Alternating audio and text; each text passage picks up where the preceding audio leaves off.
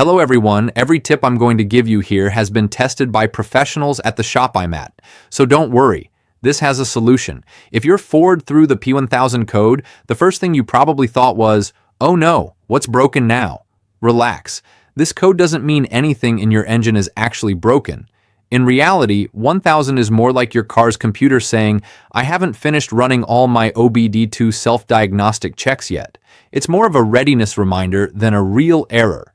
This code usually appears after disconnecting the battery, clearing codes with a scanner, or resetting the engine computer.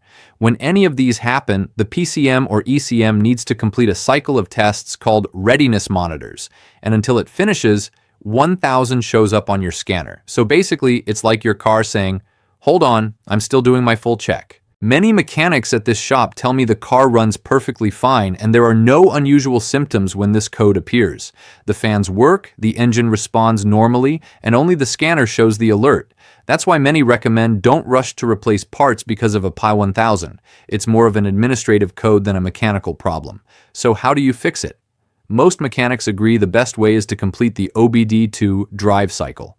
This means driving the car under different conditions: city driving, highway, gentle and hard accelerations, braking, etc., until all emission and system monitors complete.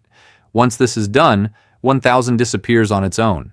That said, there are cases where the code doesn't go away even after many miles.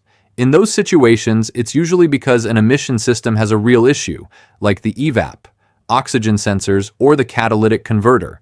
In that case, you need to fix those associated codes first, and then the P1000 will clear automatically.